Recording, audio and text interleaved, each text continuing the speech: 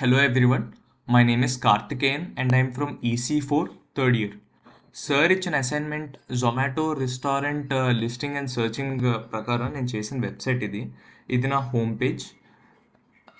ఇక్కడ some top rated restaurants పెట్టుకున్నాను according to the ratings they have. So ఇక్కడ I can also explore by cuisine. And ఇక్కడ నా నావబార్లో నా Twitter handle, LinkedIn profile and GitHub profile ఇచ్చాను. So navigating to the restaurants page, ఇక్కడ నా front end ఏమో బ్యాక్ ఎండ్ నుంచి రెస్టారెంట్స్ ఫెచ్ చేసుకుంటున్నప్పుడు పేజినేషన్ యూస్ చేసి ఫెచ్ చేసుకుంటే నా దగ్గర ఆల్మోస్ట్ 9,500 ఎంట్రీస్ అనేవి ఉన్నాయి. ఐ మీన్ 9,500 రెస్టారెంట్స్ అనుకోవచ్చు. అన్ని రెస్టారెంట్స్ ఒకేసారి బ్యాక్ ఎండ్ నుంచి ఫెచ్ చేసుకుంటే సర్వర్ మీద లోడ్ పడే ఛాన్స్ ఉంటుంది. సో అందుకే పేజినేషన్ యూస్ చేసి పర్ పేజ్ ఒక particular number of restaurants, like నేను పర్ పేజ్ 6 రెస్టారెంట్స్ని ఫెచ్ చేసుకుంటున్నాను. వన్స్ నెక్స్ట్ క్లిక్ చేయగానే సెకండ్ పేజ్లో ఇంకో 6 రెస్టారెంట్స్ని ఫెచ్ చేసుకుంటుంది. అలా ఇంకో థర్డ్ పేజ్కి వెళ్ళగానే ఇంకో 6 రెస్టారెంట్స్ని ఫెచ్ అనేది చేసుకుంటుంది. తర్వాత ఇక్కడ ఒక రెస్టారెంట్ని క్లిక్ చేయగానే నేను నా డేటాబేస్లో రెస్టారెంట్స్కి అసైన్ చేసిన రెస్టారెంట్ ఐడి ద్వారా అండ్ సార్ మెన్షన్ చేసిన గెట్ రెస్టారెంట్ బై ఐడి ఫీచర్ని ఇంప్లిమెంట్ చేస్తూ ఇలాగ ఒక రెస్టారెంట్ డీటెయిల్స్ని నేను చూపిస్తున్నాను. ఇందులో అన్ని డీటెయిల్స్ ఉంటాయి, like rating, address, cuisines they provide, online delivery ఉందా లేదా, ఇంకా మెనీ మోర్ ఫీచర్స్. సో మళ్ళీ రెస్టారెంట్స్ పేజ్కి వచ్చేస్తే సార్ చెప్పిన ఇంకో ఫీచర్ ఏంటంటే సర్చ్ బై లొకేషన్. ఇక్కడ మన లొకేషన్ ఇచ్చి ఒక రేడియస్ ఇచ్చి ఆ రేడియస్లో అసలు ఏ రెస్టారెంట్స్ ఉన్నాయి అని ఫెచ్ చేసుకోవడం. సో ఇక్కడ నా కరెంట్ లొకేషన్ ఇస్తాను, ఇక్కడ పర్మిషన్ ఇస్తాను అండ్ ఫైండ్ రెస్టారెంట్స్ మీద క్లిక్ చేయగానే ఎస్, నాకు దగ్గరలోనే రెస్టారెంట్స్ అనేవి వచ్చాయి. Pizza hut, Sairam parlour, Novotel etcetera. So ఇవి కాకుండా సార్ అడిగిన ఇంకో ఫీచర్ ఏంటంటే సర్చ్ బై ఇమేజ్. దీనికి నేను జెమినీ 2.0 ఫ్లాష్ని యూస్ చేస్తున్నాను. ఎప్పుడైతే ఒక ఫుడ్ ఐటమ్ పిక్చర్ అనేది నేను అప్లోడ్ చేస్తానో ఆ పిక్చర్లో ఉన్న ఫుడ్ ఐటమ్ ఏ క్యూజిన్కి సంబంధించిందో అది అనలైజ్ చేసి ఆ క్యూజిన్కి సంబంధించిన రెస్టారెంట్స్ని నాకు బ్యాక్ ఎండ్ నుంచి ఫెచ్ చేసి పెడుతుంది. Once and when I click on search restaurants, back end అనేది రన్ అయ్యి చూడండి, నాకు ఇక్కడ నేను ఇచ్చినది బిర్యానీ. సో మోస్ట్లీ నా లేబుల్ ఇండియన్ అయ్యి ఉంటుంది. I check the logs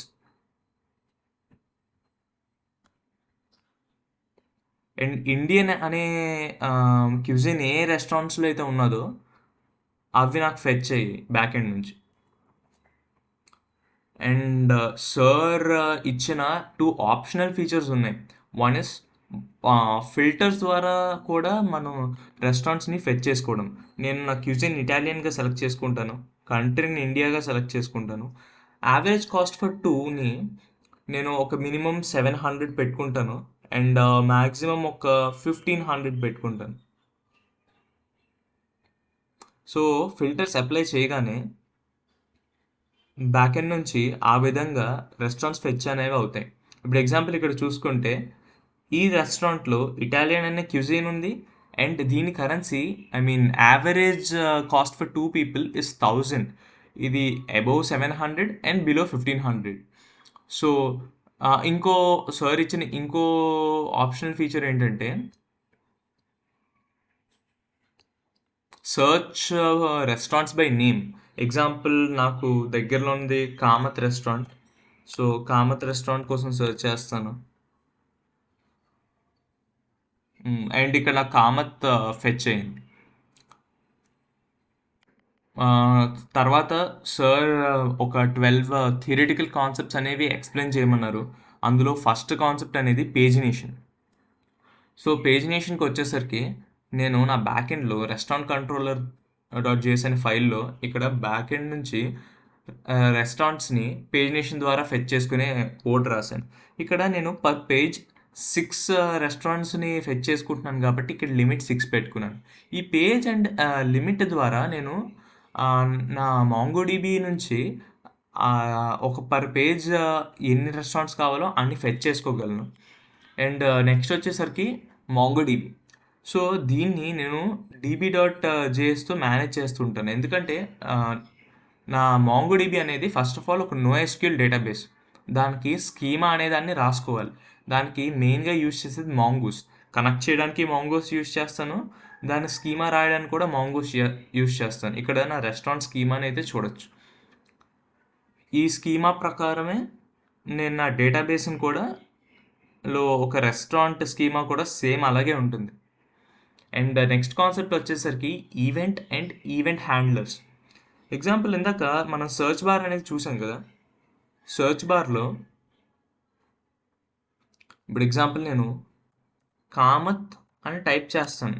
type చేసిన తర్వాత నా ఈవెంట్ అండ్ ఈవెంట్ హ్యాండ్లర్ వచ్చేసరికి ఏంటంటే, నా సర్చ్ బార్లో ఇక్కడ బటన్ ఒకటి ఉంటుంది. ఆ బటన్ ఏంటంటే సర్చ్ బటన్. దీన్ని క్లిక్ చేయడం ఒక ఈవెంట్. దీన్ని క్లిక్ చేయగానే ఈవెంట్ హ్యాండిల్ చేయాలి కదా. ఆ రన్ అయ్యే ఫంక్షనే ఈవెంట్ హ్యాండ్లర్. ఇక్కడికి వచ్చేసరికి నా ఈవెంట్ హ్యాండిల్ సర్చ్. ఇక్కడ ఈ సర్చ్ టర్మ్ని ఏం చేస్తుందంటే, ఎప్పుడైతే నేను ఇది క్లిక్ చేస్తానో ఈ సర్చ్ టర్మ్ని ఆన్ సర్చ్ కింద నా మెయిన్ రెస్టారెంట్స్ లిస్ట్ అనే పేజ్కి ఇస్తుంది. బికాస్ సర్చ్ బార్ అనేది జస్ట్ ఒక కాంపనెంట్ మాత్రమే. సో ఒకసారి ఇది ఎలా వర్క్ అవుతుందో చూద్దాం. సర్చ్ అనే ఈవెంట్ని జస్ట్ క్లిక్ చేయగానే ఈవెంట్ హ్యాండిల్ సర్చ్ అయ్యి ఇక్కడ కామత్ అనే రెస్టారెంట్ నాకు డిస్ప్లే అవుతుంది. తర్వాత నెక్స్ట్ వచ్చేసరికి ఈవెంట్ లూప్. ఈవెంట్ లూప్ ఏంటంటే,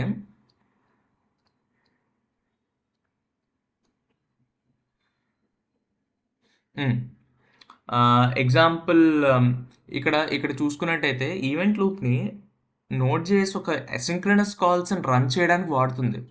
అంటే ఇప్పుడు ఇది యాక్చువల్గా ఒక అసింక్రనస్ కాల్ అనమాట.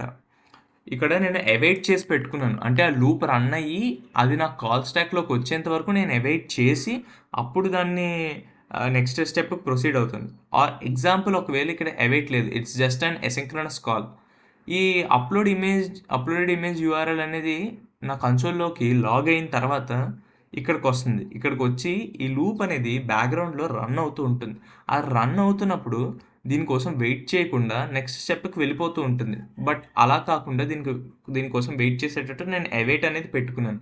నేను లాస్ట్లో మీకు ఈవెంట్ హ్యాండ్లర్, ఈవెంట్ లూప్ ఇవన్నీ ఎలా పనిచేస్తాయో విజువల్గా ఎక్స్ప్లెయిన్ చేయడానికి ట్రై చేస్తాను. నా నెక్స్ట్ కాన్సెప్ట్ వచ్చేసరికి అప్లికేషన్ లైఫ్ సైకిల్. ఇప్పుడు నా ఈ సర్వర్కి 3 స్టేజెస్ అనేవి ఉంటాయి. ఒకటి స్టార్టింగ్, దట్ ఈస్ ఇనిషియలైజేషన్. ఇంకోటి రన్నింగ్, తర్వాత టర్మినేషన్. ఇప్పుడు స్టార్ట్ అనేది నేను ఇక్కడ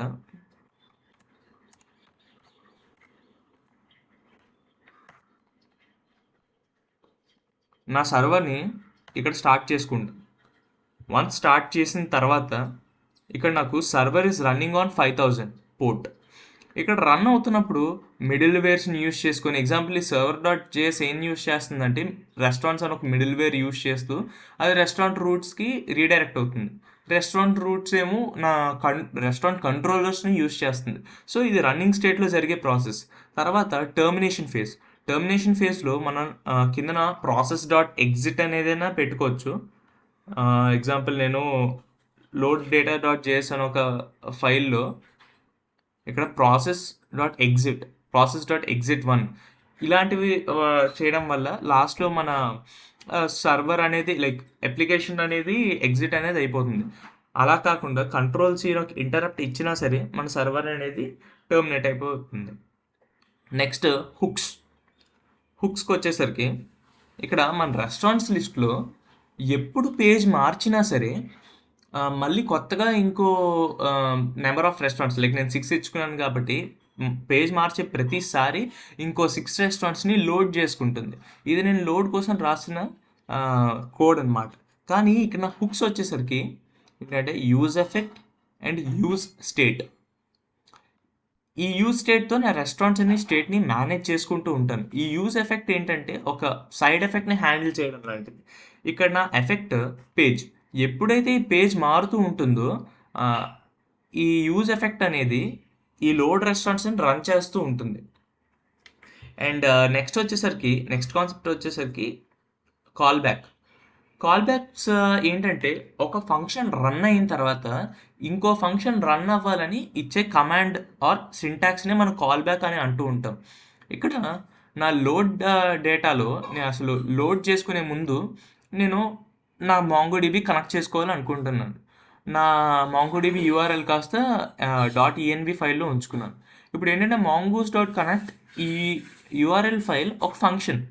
ఈ ఫంక్షన్ రన్ అయిన తర్వాత నేను ఇంకో ఫంక్షన్ని పాస్ చేస్తున్నాను. ఆ ఫంక్షన్ ఏంటంటే మాంగోడిబి కనెక్టెడ్ అనే ఒక లైన్ని కన్సోల్లోకి లాగ్ చేసి పెడుతుంది. సో మాంగూస్ అనేది ఒక ఫంక్షన్ అయితే ఈ console.log అనేది ఇంకో ఫంక్షన్గా నేను ఇస్తున్న కాల్ బ్యాక్ అనమాట. నెక్స్ట్ కాన్సెప్ట్ వచ్చేసరికి రిజిస్టర్ ఆర్ సబ్స్క్రైబ్. ఇందాకే ఎక్స్ప్లెయిన్ చేసినట్టు ఈ యూజ్ ఎఫెక్ట్ అండ్ పేజ్ అనేది అంటే ఎగ్జాంపుల్ పేజ్ ఎప్పుడైతే మారుతూ ఉంటుందో యూజ్ ఎఫెక్ట్ ఏమో లోడ్ చేసి పెడుతుంది. సో ఈ యూజ్ ఎఫెక్ట్ ఇక్కడికి వచ్చేసరికి ఒక సబ్స్క్రిప్షన్లా పనిచేస్తుంది. అంటే ఎప్పుడైతే నా పేజ్ మారుతుందో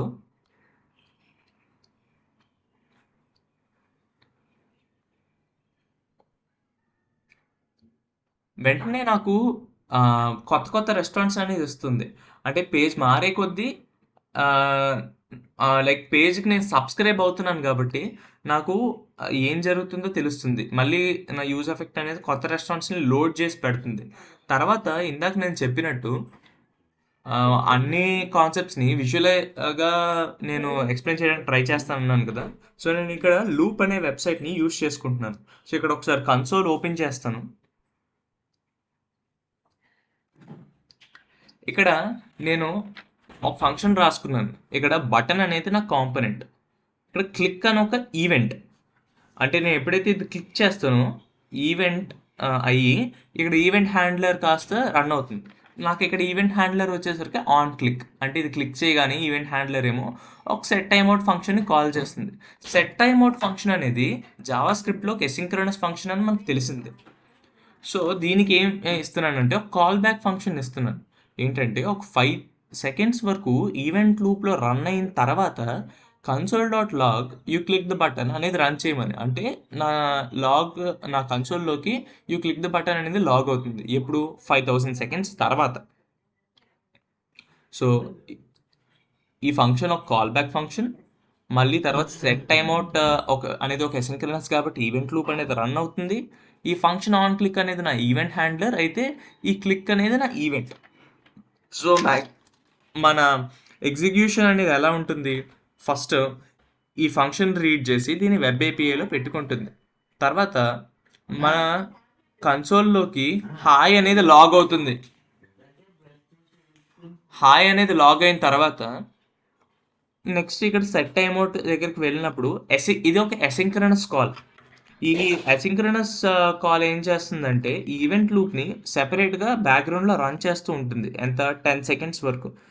ఇది రన్ అవుతూ ఉండగానే మన జావా స్క్రిప్ట్ నెక్స్ట్ లైన్ అయినా console.log వెల్కమ్ టు లూప్కి వెళ్ళిపోతుంది. అంటే ఫస్ట్ హాయ్ ప్రింట్ అవుతుంది. ఇది 10 సెకండ్స్ వరకు రన్ అవుతుంది. బట్ ఇది రన్ అయ్యి కాల్ బ్యాక్ క్యూలోకి వచ్చే లోపే వెల్కమ్ టు లూప్ అనేది ప్రింట్ అయిపోతుంది. ఎప్పుడైతే రన్ అవ్వడం కంప్లీట్ అవుతుందో అప్పుడు కాల్ బ్యాక్ క్యూకి వచ్చి అది కూడా ఫ్రీగా ఉంటే అప్పుడు కాల్ స్టాక్లోకి వస్తుంది.